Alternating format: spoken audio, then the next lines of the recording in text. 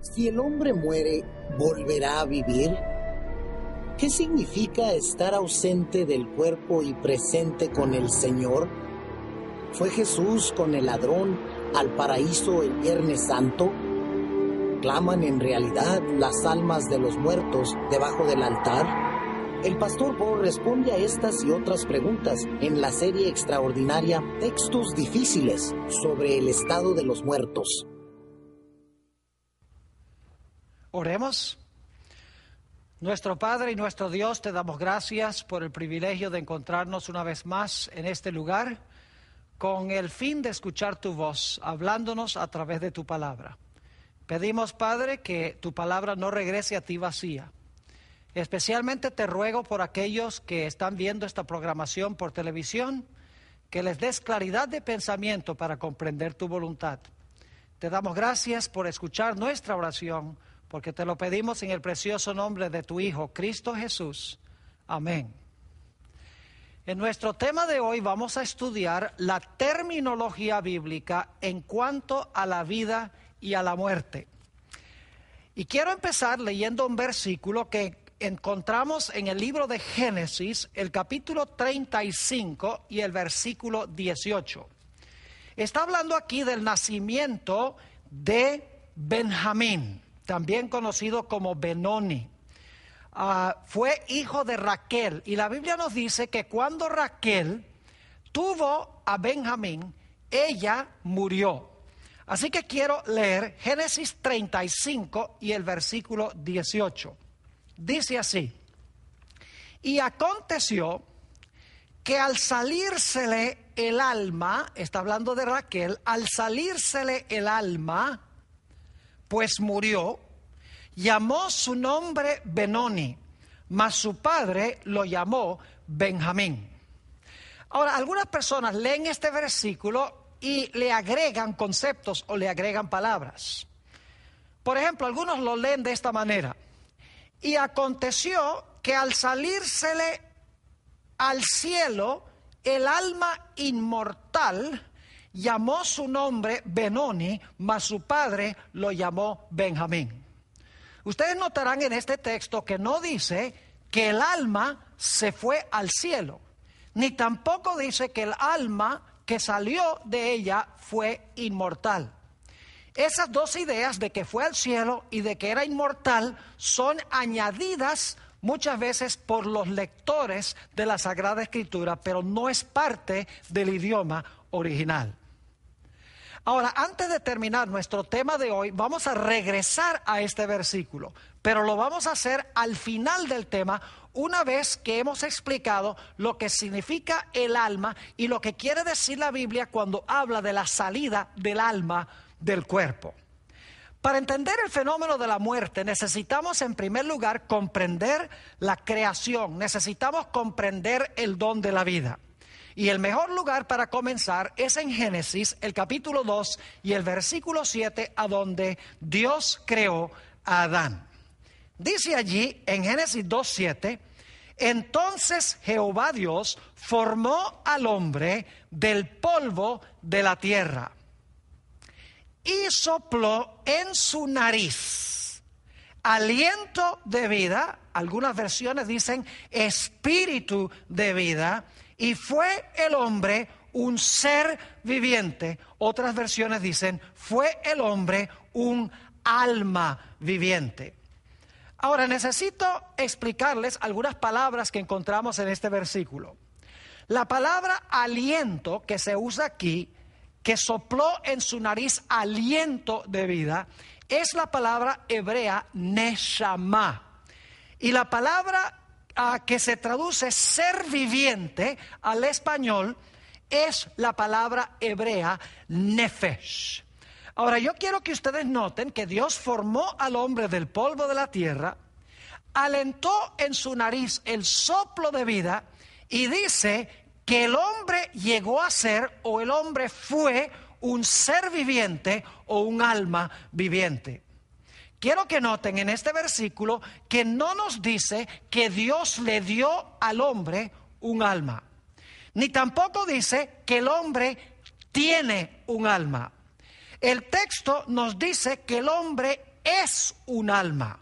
La combinación del cuerpo de polvo y el aliento de vida es igual alma. La Biblia nos dice entonces que el hombre se compone de dos elementos: polvo y aliento de vida. Y la combinación de los dos hacen el alma o el ser viviente. La Biblia nos dice en Génesis que el hombre podía morir, porque Dios le dijo al hombre que si comía del árbol de la ciencia del bien y del mal, ciertamente iba a morir. Así que si el hombre tenía un alma inmortal que podía vivir independiente del cuerpo, ¿cómo es que Dios le dijo al hombre que iba a morir si no era posible?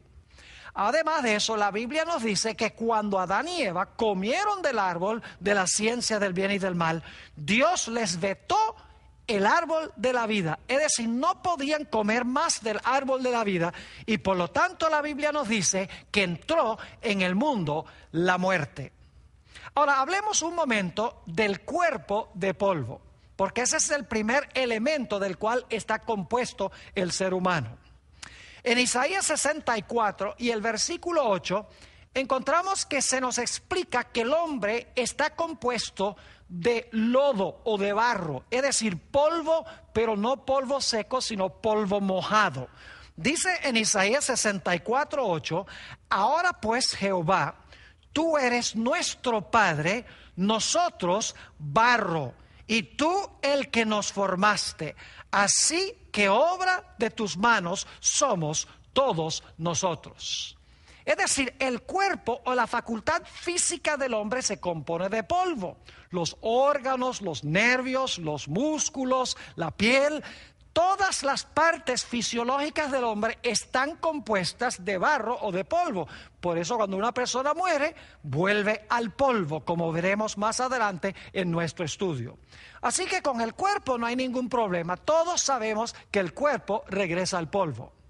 El problema surge cuando se habla del espíritu, porque muchas personas tienen la idea que el espíritu es algún elemento intangible que tiene el hombre por dentro, que es consciente que cuando el hombre muere sale volando para ir a otra esfera. Pero ¿qué es lo que enseña la Biblia en cuanto al espíritu? Vamos a analizar en primer lugar la palabra espíritu en el Antiguo Testamento y luego vamos a pasar a analizar la palabra espíritu en el Nuevo Testamento para ver si en verdad la palabra espíritu se refiere a alguna entidad independiente del cuerpo, que está dentro del cuerpo, que sale volando en forma consciente del cuerpo en el momento de la muerte. En el Antiguo Testamento hay dos palabras hebreas que se traducen aliento o respiración. La primera es la palabra ruach y la segunda palabra es la palabra neshama. Ahora debo decirles que nunca, ni una sola vez en toda la Biblia, en todo el Antiguo Testamento, se conectan estas palabras con la palabra inmortal, ni tampoco se da ninguna insinuación de que el espíritu, de que el ruach o el neshama pueda vivir independientemente del cuerpo como otra entidad fuera del cuerpo humano. Ahora, es importante recordar que el lenguaje poético de los hebreos se basaba en el principio del paralelismo, y había tres clases de paralelismo. El paralelismo sinónimo, donde lo que se dice en la primera línea se repite en la segunda línea en diferentes palabras, pero el mismo pensamiento. Luego está el paralelismo antitético, donde lo que se dice en la primera línea, lo opuesto se dice en la segunda línea. Y luego está el paralelismo sintético, a donde lo que se dice en la primera línea se completa el pensamiento en la segunda línea.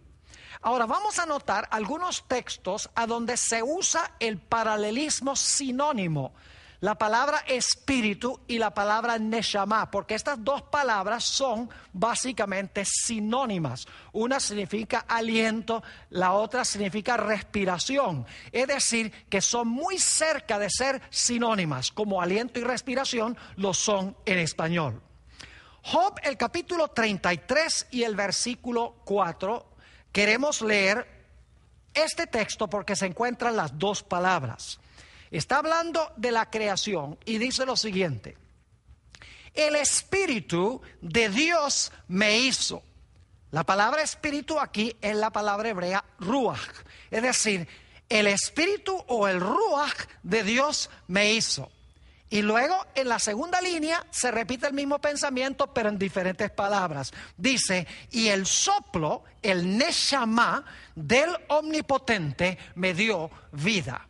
Así que fíjense que lo que se dice en la primera línea, el Espíritu de Dios me hizo, se repite en otras palabras en la segunda línea que dice, y el soplo del Omnipotente me dio vida. Es decir, el Espíritu es el soplo o el aliento de vida.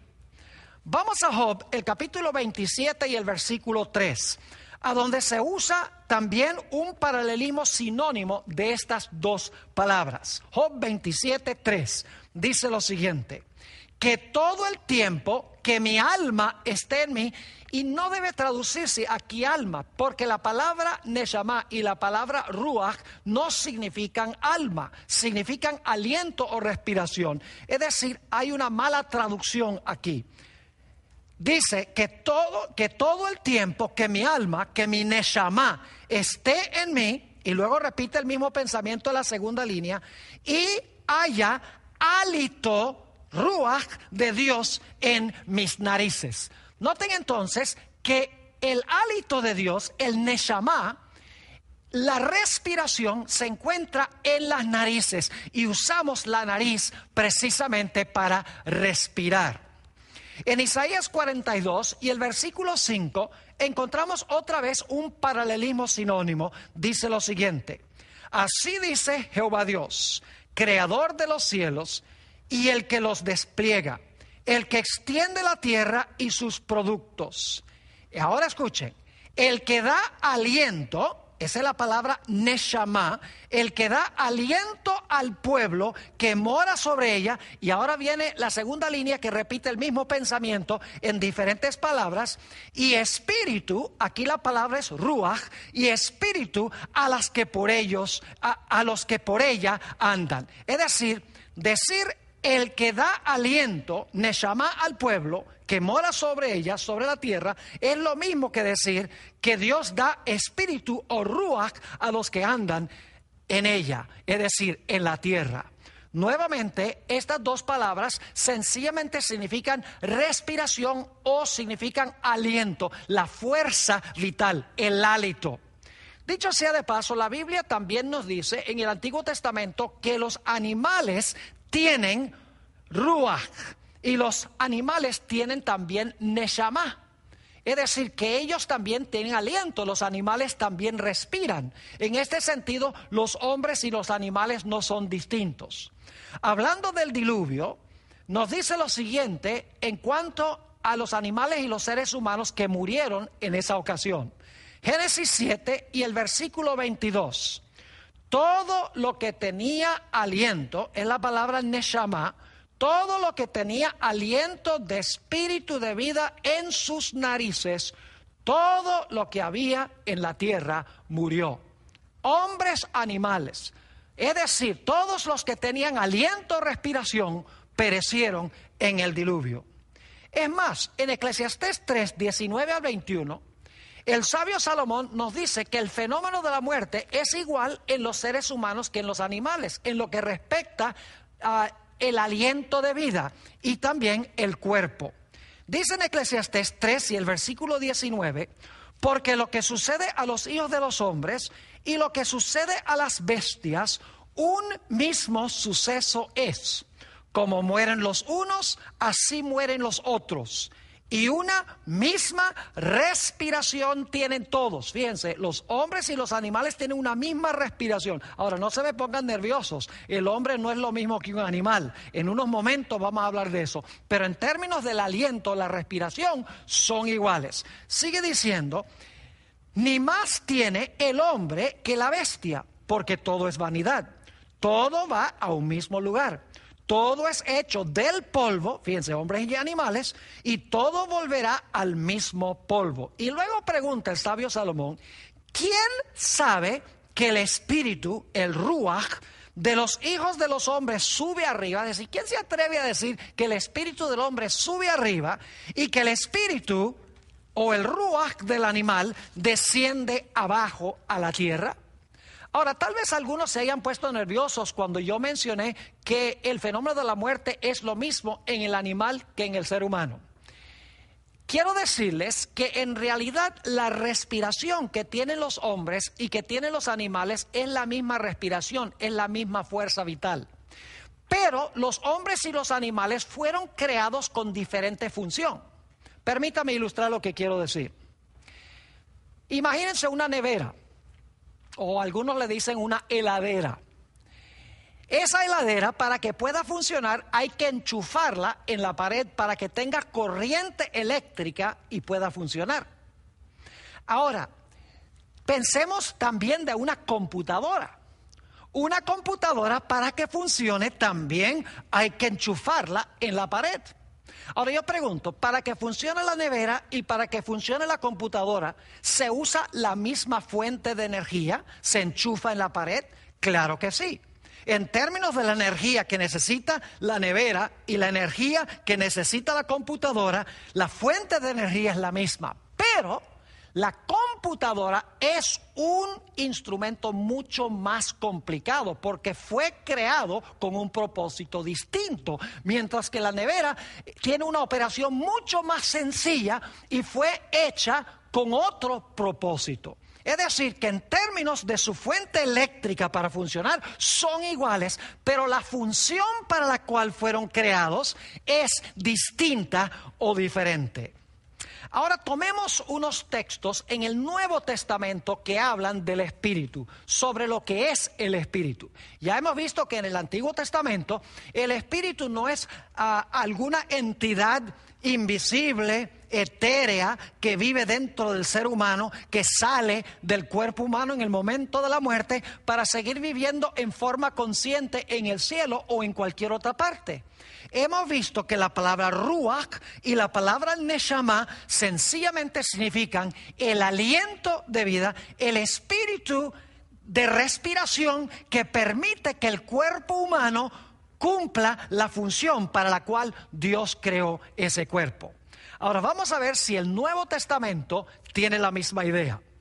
Vamos a leer varios textos y dicho sea de paso, la palabra espíritu en el Nuevo Testamento es la palabra neuma. Santiago el capítulo 2 y el versículo 26 será el texto con el cual comenzaremos en el Nuevo Testamento. Dice, porque como el cuerpo sin el espíritu está muerto, así también la fe sin obras es muerta. Fíjense que el cuerpo sin el espíritu está muerto. Es decir, el cuerpo sin tener la capacidad de respirar está muerto. En Apocalipsis 11, 7 al 9 y también el versículo 11, habla de los dos testigos que en realidad representan el Antiguo y el Nuevo Testamento, que en cierta ocasión histórica, desde 1793 hasta 1798, durante la Revolución Francesa, fueron muertos. Es decir, que fueron atacados por Francia y permanecieron tirados en la calle por 3 días y medio, es decir, 3 años y medio. Y quiero leer esos textos. Dice, cuando hayan acabado su testimonio, los dos testigos, la bestia que sube del abismo, que es Francia, en 1793, la Revolución Francesa, hará guerra contra ellos y los vencerá y matará. Y ahora escuchen bien, y sus cadáveres estarán en la plaza de la grande ciudad, que en sentido espiritual se llama Sodoma y Egipto, donde también nuestro Señor fue crucificado. Y los de los pueblos, tribus, lenguas y naciones verán sus cadáveres. Fíjense que están muertos porque son cadáveres. Está hablando simbólicamente. Verán sus cadáveres por 3 días y medio y no permitirán que sean sepultados.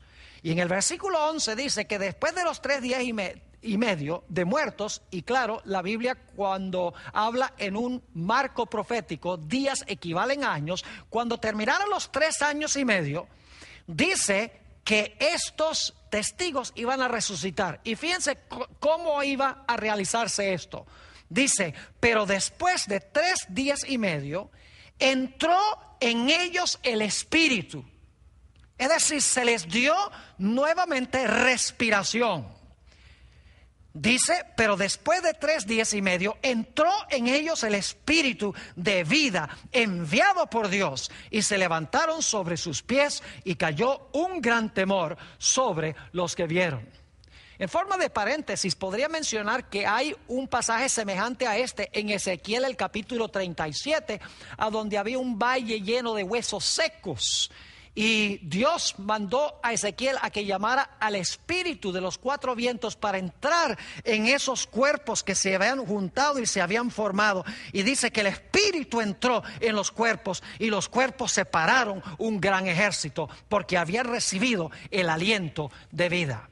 Y claro, cuando una persona muere, sucede lo contrario. Cuando una persona es creada por Dios, Dios le da aliento de vida y el cuerpo funciona. Cuando una persona muere, el aliento sale del cuerpo y la persona ya no funciona fisiológicamente. Fijémonos en un texto, Juan 19 y el versículo 30, donde se habla de la muerte de Jesús. Dice, y cuando Jesús hubo tomado el vinagre, dijo, consumado es, y habiendo inclinado la cabeza, entregó el Espíritu. Esto sencillamente significa que cuando Jesús murió, expiró, dejó de respirar, ya no tenía el hálito vital para que las funciones de su cuerpo humano pudieran andar. Es decir, que cuando Dios crea, da el aliento. Cuando la persona muere, sale el aliento o sale la respiración. Así que hemos visto en el Antiguo y en el Nuevo Testamento que la palabra espíritu nunca se refiere a una entidad inmortal, nunca se usa para describir algo que puede vivir independientemente del cuerpo. En la Biblia, Antiguo y Nuevo Testamento, el espíritu es la fuerza vital que Dios le da al cuerpo de polvo para que el cuerpo pueda funcionar. Es como una computadora que se enchufa y ahora la computadora tiene energía para cumplir sus funciones. Pero alguno dirá, Pastor Bor, ¿qué podría usted decir del alma? Ciertamente el alma sí es una entidad inmortal que el hombre tiene por dentro. ¿No será así? El problema es que mucha gente cuando habla del alma está pensando en términos de la filosofía griega en vez de pensar en términos bíblicos. No nos interesa lo que dijo Platón y lo que dijo Sócrates, nos interesa lo que dice la Sagrada Escritura. Así que vamos a ver ¿qué dice la Biblia en cuanto al alma? En realidad, la palabra alma en el Antiguo Testamento, a donde vamos a ir primero, se traduce de diferentes formas al español. A veces se traduce persona, a veces se traduce vida, a veces se traduce inclusive alma. Y por eso mucha gente se confunde y dice, bueno, ¿qué es la traducción correcta? ¿Es vida? ¿Es alma? ¿Es persona? La respuesta es que todas estas traducciones están relacionadas muy estrechamente una con la otra. Voy a mostrarles ahora del Antiguo Testamento. Volvamos a Génesis 2:7, a donde se usa la palabra alma, nefesh, por primera vez en el Antiguo Testamento. Dice, entonces Jehová Dios formó al hombre del polvo de la tierra y sopló en su nariz aliento de vida, el neshama, y fue el hombre un nefesh. Es decir, fue el hombre un alma viviente o un ser viviente. Es decir, la palabra nefesh aquí significa un ser vivo, una persona que funciona, porque el cuerpo de polvo y el aliento de vida están juntos, y por lo tanto el hombre que tiene el polvo y el aliento juntos es un nefesh. Es decir, el alma no es parte del hombre, el alma es el hombre en su totalidad. Vamos a examinar rápidamente otros versículos del Antiguo Testamento que usan la palabra alma o la palabra nefesh. Génesis 14 y el versículo 21, esto es después que Abraham ayudó a reconquistar lo que había sido saqueado de Sodoma. Dice: entonces el rey de Sodoma dijo a Abraham: dame las personas y toma para ti los bienes. Fíjense qué interesante, toma para ti las personas. Saben que esa palabra personas allí es la palabra nefesh. Y algunas versiones dice: toma tú las almas. Y entonces cuando examinamos el texto nos damos cuenta que la palabra nefesh significa personas también. Entonces el rey de Sodoma dijo a Abraham: dame las personas y toma para ti los bienes. Es decir, devuélveme las personas y entonces tú te puedes quedar con los bienes. Deuteronomio 10 y el versículo 22 es parecido a esto. Dice allí en Deuteronomio 10, 22: con 70 personas, otra vez nefesh, con 70 personas descendieron tus padres a Egipto. Está hablando de Jacob, quien descendió con 70 personas. Y ahora Jehová te ha hecho como las estrellas del cielo en multitud. Fíjense nuevamente, la palabra nefesh se traduce personas, 70 personas, porque el nefesh es la persona en su totalidad. Génesis 12 y el versículo 5 habla de los movimientos de Abraham. Dice: tomó pues Abraham a Sarai su mujer y a Lot hijo de su hermano y todos sus bienes que habían ganado, y las personas, otra vez la palabra nefesh, las personas que habían adquirido en Harán, y salieron para ir a tierra de Canaán, y a tierra de Canaán llegaron.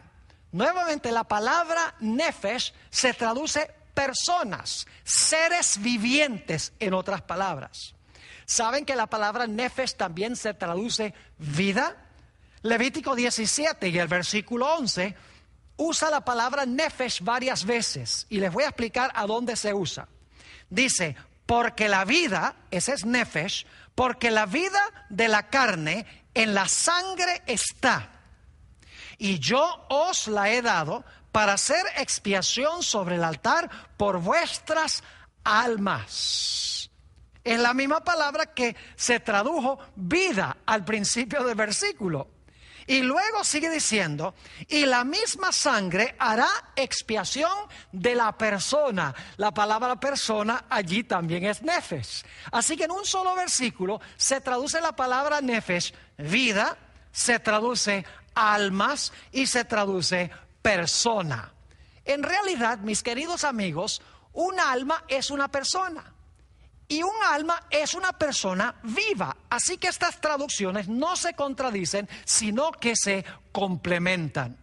Deuteronomio 12 y el versículo 23 nos dice lo siguiente: solamente que te mantengas firme en no comer sangre. Dios le dice a Israel que no coma sangre, porque la sangre es la vida, es nefesh allí. Podría decirse que la sangre es el alma, pero en realidad significa vida.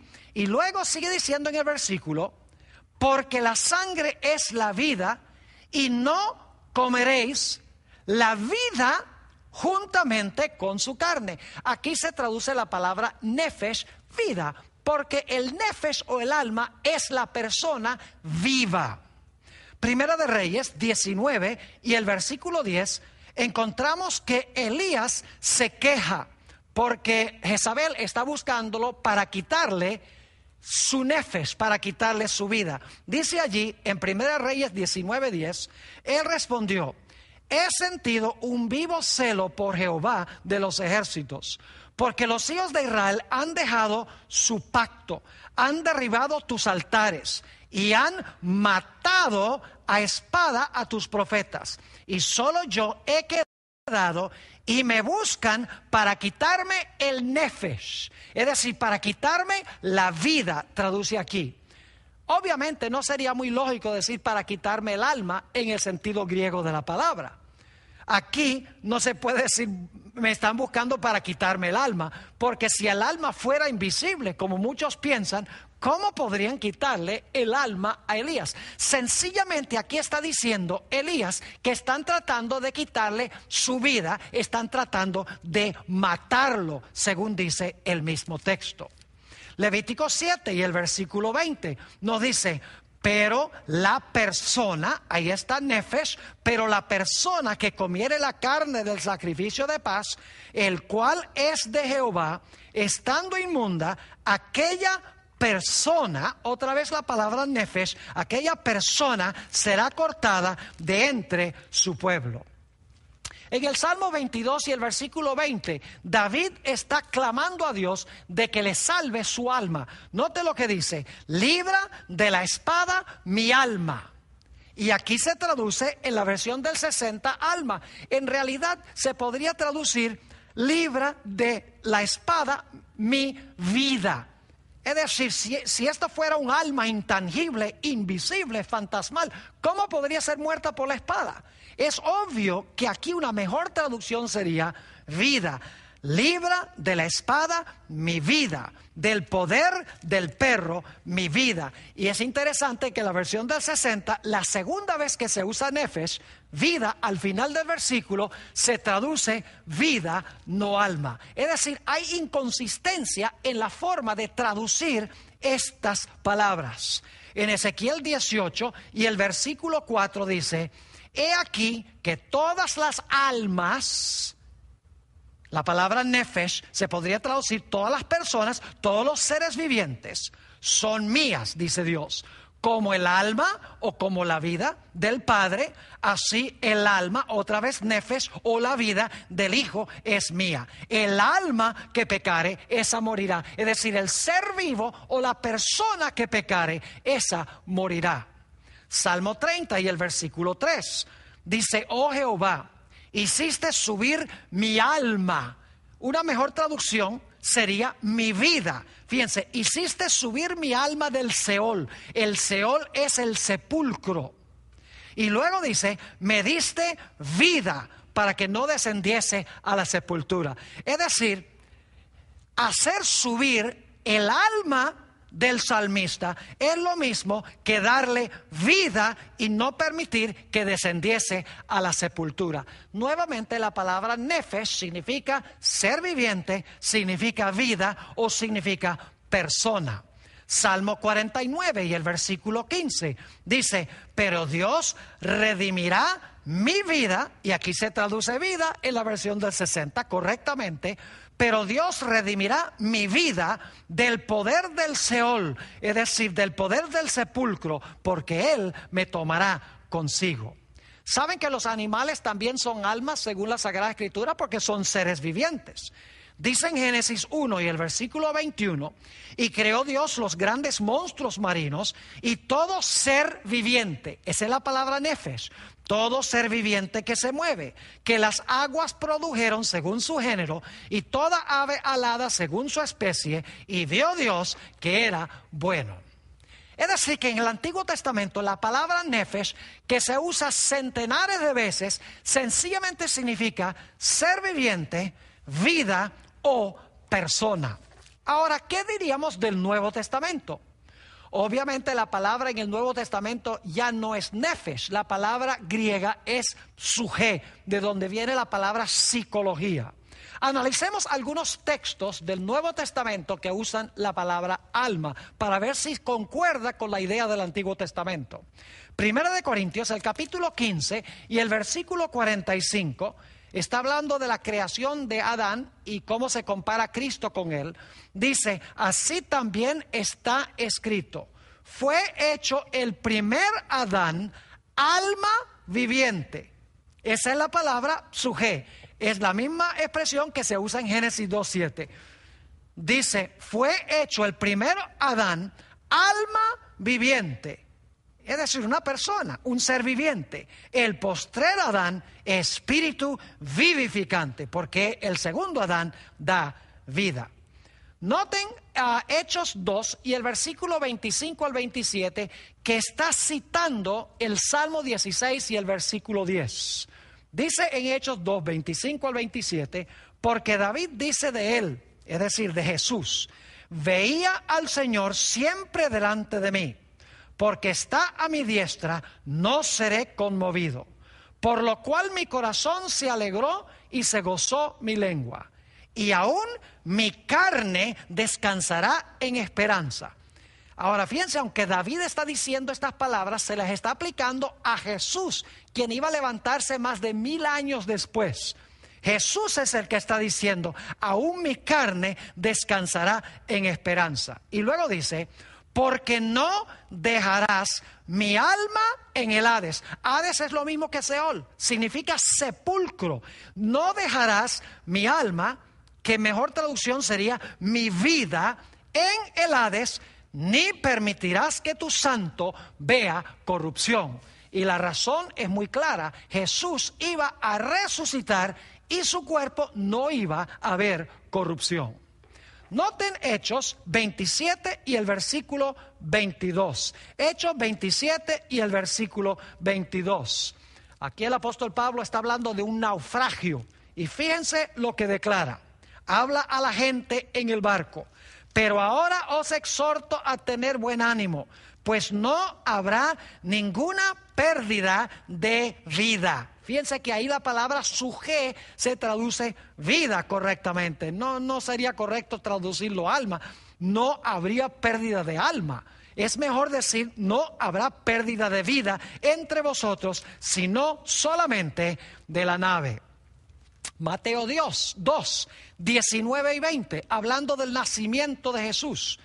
Dice, pero después de muerto Herodes, he aquí un ángel del Señor apareció en sueños a José en Egipto diciendo, levántate, toma al niño y a su madre y vete a tierra de Israel, porque han muerto todos los que procuraban la muerte del niño. Fíjense qué interesante esta traducción. Dice, todos los que procuraban la muerte del niño ya no están. Es decir, han muerto ellos. Pero lo interesante es que la palabra muerte aquí, en realidad dice en el griego, todos los que procuraban el alma de la vida del niño han pasado del escenario. Es decir, que se traduce aquí a la palabra alma con la palabra muerte. Es decir, dice, porque han muerto los que procuraban la vida o los que procuraban el alma del niño. Una mejor traducción, claro, de la palabra es los que buscaban la vida del niño. Mateo 20 y el versículo 28 nos habla de la obra de Jesús. Dice allí, como el Hijo del Hombre no vino para ser servido, sino para servir y para dar su vida, otra vez la palabra suje, para dar su vida en rescate por muchos. No tendría mucho sentido decir que Jesús vino a dar su alma. Una mejor traducción es como la que se da en la Reina Valera del 60, donde dice para dar su vida en rescate por muchos. Es decir, la palabra alma, la palabra suje en el Nuevo Testamento significa vida o significa persona, significa ser viviente, igual que en el Antiguo Testamento. Noten Juan 10 y el versículo 11, donde está hablando de Jesús, el buen pastor. Dice Jesús, yo soy el buen pastor, y el buen pastor su vida da por las ovejas. La palabra vida allí otra vez es la palabra suje. Es la misma palabra que se traduce a veces en el Nuevo Testamento con la palabra alma, pero obviamente significa que Jesús vino a dar su vida. En Hechos 15, 26 se habla de Pablo y Bernabé. Muchas veces arriesgaron sus vidas. Y dice allí en Hechos 15, 26 que Pablo y Bernabé fueron hombres que han expuesto su vida. Otra vez la palabra suje, que se traduce a veces en el Nuevo Testamento alma, pero aquí se traduce correctamente vida. Porque los hombres que han expuesto su vida por el nombre del Señor Jesucristo. En Hechos 20 y el versículo 24 encontramos otra referencia a la palabra suje. Dice, pero de ninguna cosa hago caso, está hablando el apóstol Pablo, ni estimo preciosa mi vida. en la palabra nuevamente, psuje. Nuevamente, pero de ninguna cosa hago caso, ni estimo preciosa mi vida para mí mismo, con tal que acabe mi carrera con gozo y el ministerio que recibí del Señor Jesús para dar testimonio del Evangelio de la gracia de Dios. Y saben que en el Nuevo Testamento la palabra psuje se traduce también persona, como la palabra nefesh en el Antiguo Testamento. Noten 2 ejemplos o 3 ejemplos de esto. Hechos 2 y el versículo 41. Dice en Hechos 2:41, hablando de los que recibieron a Jesús en el día del Pentecostés, dice: así que los que recibieron su palabra fueron bautizados y se añadieron aquel día como 3,000 personas. Es la palabra suje. Se podría traducir 3,000 almas, 3,000 seres vivientes. No está hablando de una entidad invisible, intangible, fantasmal, que el hombre tiene por dentro, que es consciente y sale volando en el momento de la muerte y vive en otra esfera. Hechos 27 y el versículo 37. Está hablando del número de personas en un barco. Dice aquí, y éramos todas las personas, otra vez la palabra suje, y éramos todas las personas en la nave 276. Otro ejemplo a donde se traduce la palabra suje, personas, es Romanos 13 y el versículo 1, donde dice: sométase toda persona, ahí está la palabra suje nuevamente, sométase toda persona a las autoridades superiores, porque no hay autoridad sino de parte de Dios, y las que hay por Dios han sido establecidas. Ahora quiero comparar 2 versículos para que podamos ver de una forma clarísima que el alma es la persona en sí misma, no una parte de la persona, no algo que el hombre tiene por dentro, sino la persona viva en su totalidad. Mateo 16 y el versículo 26, y vamos a compararlo con Lucas 9:25, y voy a leer esta idéntica enseñanza de Jesús como se presenta en 2 diferentes evangelios, con diferente terminología, pero es la misma enseñanza. Mateo 16:26 dice, y está hablando Jesús: porque ¿qué aprovechará el hombre si ganare todo el mundo y perdiere su alma? ¿O qué recompensa dará el hombre por su alma? ¿Saben ustedes que podría traducirse muy fácilmente esto aquí? Porque ¿qué aprovecha el hombre si ganare todo el mundo y perdiere su vida? ¿O qué recompensa dará el hombre por su vida? Pero la versión del 60 traduce alma aquí. ¿Y qué es el alma en este versículo? Vamos al versículo que les mencioné que íbamos a comparar con este.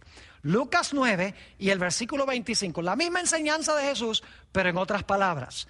Dice: pues ¿qué aprovecha el hombre si gana todo el mundo y se destruye o se pierde a sí mismo? Fíjense que Mateo dice perdiere su alma, en Lucas dice se pierde a sí mismo. Es decir, que el alma soy yo mismo, el ser viviente o la persona. Es interesante notar la muerte de Herodes el Grande, que la Biblia dice que fue comido por gusanos. Quiero leer del libro de Hechos de los Apóstoles, capítulo 12 y el versículo 23, a donde se describe la muerte de Herodes y qué fue lo que sucedió en el momento de la muerte. Dice allí: al momento un ángel del Señor le hirió, por cuanto no dio gloria a Dios, y expiró comido de gusanos. Esa palabra expiró es la palabra griega ex-psugen. Psuje es la palabra básica, pero ex significa que se salió algo. Es decir, se le salió, algunos dicen su vida o su alma, pero en realidad el texto quiere decir que se le salió en el momento de la muerte su vida. Es decir, entregó su vida. Hechos 5 y el versículo 5 y el versículo 10 habla de la muerte de Ananías y Zafira. Y fíjense lo que dice allí en Hechos 5 y el versículo 5 y el versículo 10. Al oír Ananías estas palabras, cuando Pedro le dijo, has mentido no contra el hombre, sino contra el Espíritu Santo, cayó y expiró. Otra vez la palabra exepsugen. Quiere decir que se le salió la vida, en otras palabras. Dice, cayó y expiró. Y vino un gran temor sobre todos los que lo oyeron. Al instante, versículo 10, ella cayó a los pies de él y expiró. Ahí está la misma palabra, es decir, se le salió la vida. No quiere decir que se le salió el alma inmortal, intangible, a vivir por allá en otra parte.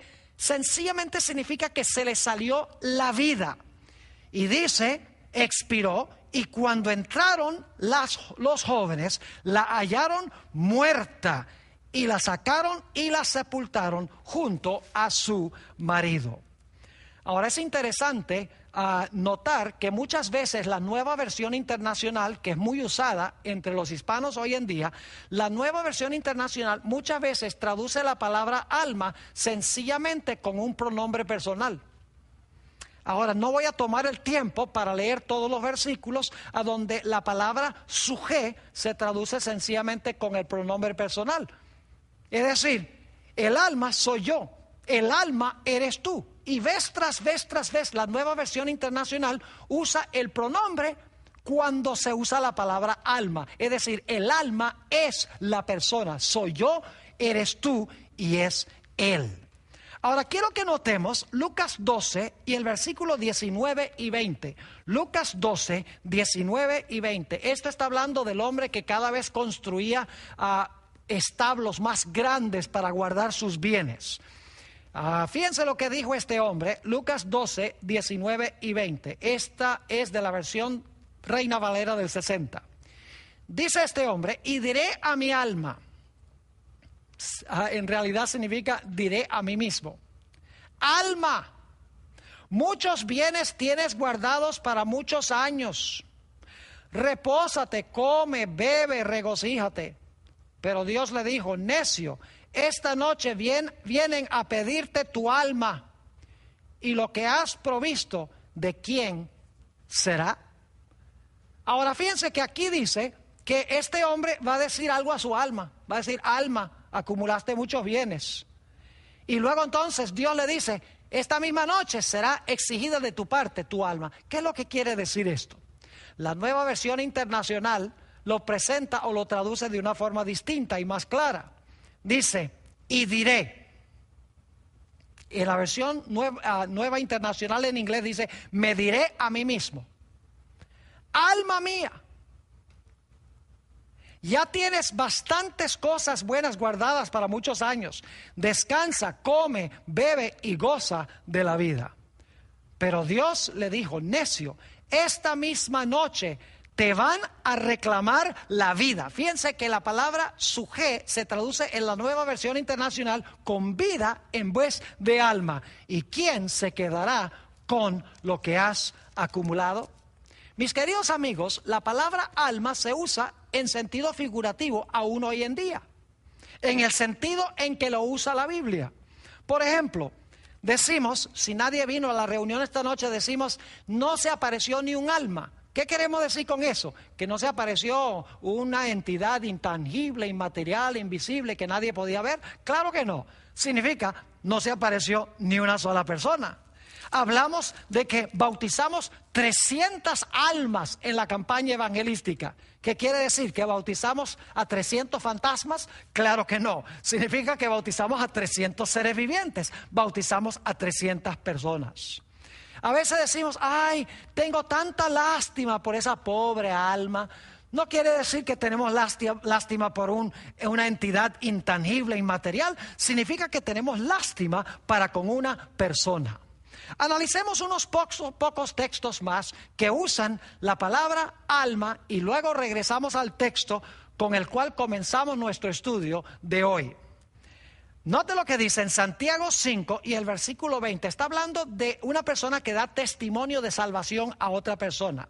Dice, sepa que el que haga volver al pecador del error de su camino, salvará de muerte un alma y cubrirá multitud de pecados. ¿Qué quiere decir eso? Que salvará de la muerte a un alma. Quiere decir, dicho sea de paso, que el alma puede morir, porque si se puede salvar al alma de la muerte, quiere decir que el alma puede morir. Pero lo importante aquí es que dice que salvará a un alma de la muerte, quiere decir salvará a una persona o a un ser viviente de la muerte. Apocalipsis 16:3 inclusive dice que los animales son almas. Dice, el segundo ángel derramó su copa sobre el mar y éste se convirtió en sangre como de muerto y murió todo ser vivo que había en el mar. La expresión ser vivo es la palabra sujé. Es decir, sujé se aplica también a los animales. Un último texto. Este texto está hablando del niño que se cayó de la ventana cuando el apóstol San Pablo estaba predicando el evangelio, y la Biblia dice que se murió. Su nombre era Eutico. La Biblia nos dice también que el apóstol Pablo llegó y lo resucitó. Quiero leer Hechos 20:10, donde describe lo que hizo el apóstol San Pablo. Entonces descendió Pablo y se echó sobre él y abrazándole dijo: no os alarméis, pues está vivo. En realidad en el griego dice su sujé está dentro de él, es decir, está vivo, tiene la vida dentro de él. Ahora quiero que regresemos al texto con el cual comenzamos nuestro estudio de hoy. Génesis, el capítulo 35 y el versículo 18. Y ahora que hemos estudiado los términos o la terminología bíblica, será más fácil comprender Génesis 35 y el versículo 18. Está hablando nuevamente de la muerte de Raquel cuando tuvo a su hijo Benjamín. Dice, y aconteció que al salírsele el alma, algunos dicen, cuando el alma se fue allá al cielo, el alma inmortal se fue al cielo. Eso no es lo que dice. Dice que al salirse el alma, sencillamente a la luz de lo que hemos estudiado, significa que se le estaba saliendo la vida, se le estaba disipando la vida. Y aconteció que al salírsele el alma, y luego explica qué es salir el alma. Dice, pues murió. Llamó su nombre Benoni, mas su padre lo llamó Benjamín. Mis apreciados hermanos y amigos, la Biblia es clara de que cuando una persona muere, todo el ser muere. Aunque Dios guarda un registro de la persona en el cielo, porque en la resurrección le va a devolver su individualidad y su personalidad. Dios no olvida, en otras palabras, al muerto. Dios guarda los nombres y los registros, porque en la resurrección les dará un cuerpo nuevo y les dará aliento de vida y se levantarán perfectos, incorruptibles e inmortales. Fíjense lo que dice la Sagrada Escritura en cuanto al fenómeno de la muerte. Salmo 146 y el versículo 4 dice, pues sale su aliento y vuelve a la tierra.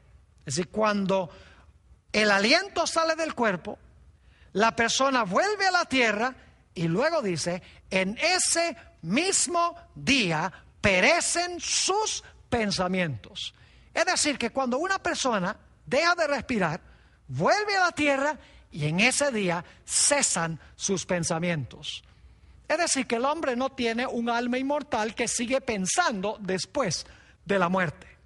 En el Salmo 104 y el versículo 29 y 30, Salmo 104, 29 y 30, está hablando de el contraste entre el proceso de la muerte y el proceso de la creación. Dice allí, hablando de Dios, escondes tu rostro, se turban. Les quitas el hálito o el espíritu o la respiración. Y fíjense lo que dice. Les quitas el hálito, dejan de ser y vuelven al polvo. Pero luego habla de lo opuesto, el proceso de la creación. Dice, envías tu espíritu, son creados y renuevas la faz de la tierra. Cuando una persona muere, la Biblia nos dice sencillamente que el individuo vuelve a la condición en la cual estaba antes de la creación, en el caso de Adán. Dice en Génesis 3 y el versículo 19, Cuando Dios pronunció sentencia contra Adán, con el sudor de tu rostro comerás el pan hasta que vuelvas a la tierra, porque de ella fuiste tomado, pues polvo eres y al polvo volverás. Y Eclesiastés 12 y el versículo 7, un versículo muy bien conocido sobre el estado de los muertos, nos habla del fenómeno de la muerte y dice: el polvo vuelva a la tierra como era y el espíritu vuelva a Dios que lo dio. Es decir, la Sagrada Escritura es clara en cuanto a este asunto. El hombre se compone de polvo o de lodo. Su cuerpo es un cuerpo material de lodo.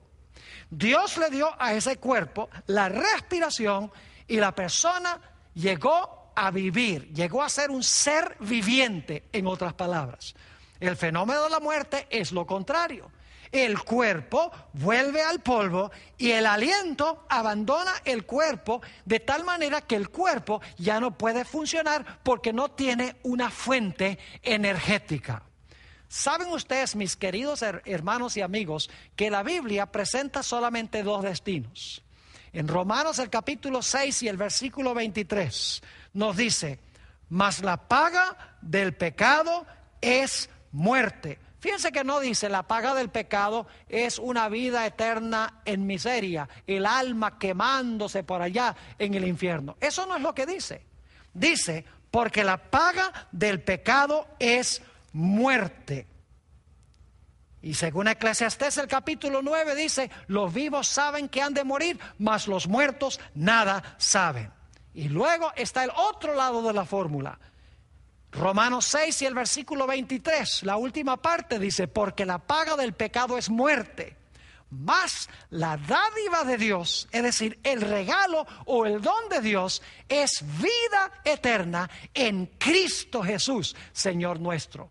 Es decir, que la muerte y la vida son polos opuestos. La vida es un don de Dios, nos da un cuerpo material, nos da la capacidad de respirar y vivimos. Durante nuestra vida escogemos si vamos a querer vivir para siempre o si la muerte será el fin. Es decir, que la decisión está en nuestras manos, recibir o rechazar a nuestro Señor Jesucristo como nuestro Salvador personal. Porque la paga del pecado es muerte, mas el don o el regalo de Dios es vida eterna en Cristo Jesús, Señor nuestro. Es decir, que nuestra esperanza de vida no se encuentra en un alma inmortal. Nuestra esperanza de vida se encuentra en Cristo Jesús, quien vendrá del cielo con poder y gloria, levantará a los muertos en Cristo del polvo, les dará un cuerpo nuevo y luego les dará la respiración para que puedan vivir con Él para siempre.